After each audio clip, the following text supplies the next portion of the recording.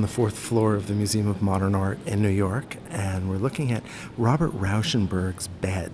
This is a combine, not quite a sculpture, not quite a painting, from 1955. So combine means a combination of painting and sculpture. Well, Johns and Rauschenberg were actually thinking about their art as between art and life, and what is that narrow space between the two. So instead of thinking about it between painting and sculpture, between these two things that symbolize fine art in a grand tradition, inserting life into that conversation. Life and wit. So what we're looking at is, in fact, the stuff of a real bed. We're looking at a real pillow. We're looking at a real pillowcase, at a handmade quilted blanket, sheets. But if you look closely, you're also seeing pencil and paint.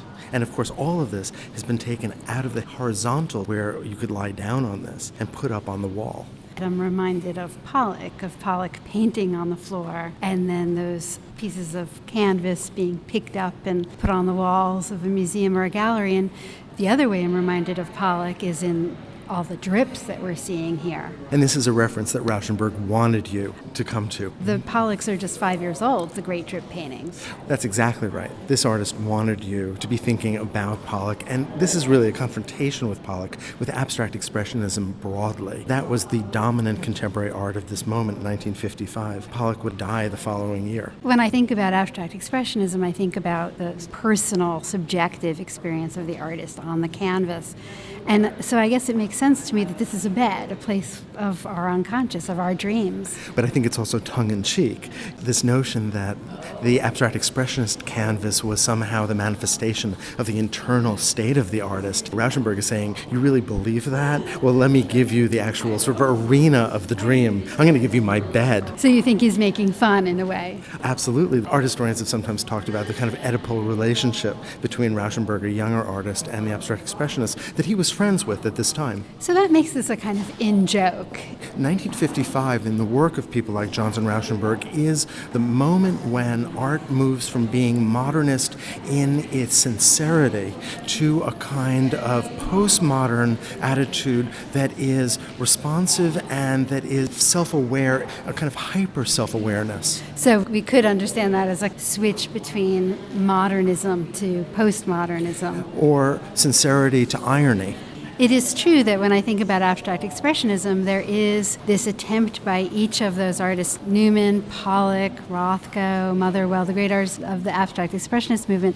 Each one of them has a very distinctive individual style. You can't say that there's an abstract expressionist style because it's completely dependent on the individual. And so there is that idea that the painting is this manifestation of their personality, their psyche. And so what happens here is we have an artist who is self-consciously imitating that idea of the authentic. And if you look closely, the drip had become, by 1955, almost a kind of emblem of the authentic experience, of the authentic moment. And here that is being replicated. And so there is a kind of irony that's built into it, and I think a kind of stepping back from buying that notion that art can be this true internal thing. By virtue of copying what is supposed to be someone else's individual style, there is a kind of irony, a kind of self-consciousness there, a kind of adopting for another purpose. But then all of this is laid over found objects or objects from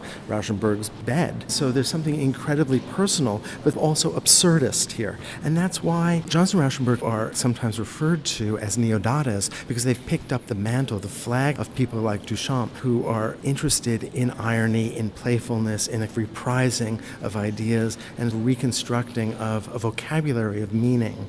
Well, it is true that Duchamp took on the tradition of Western art in all its seriousness and high-mindedness. And I can see that here with the Rauschenberg in that commenting on the sincerity and seriousness of abstract expressionism.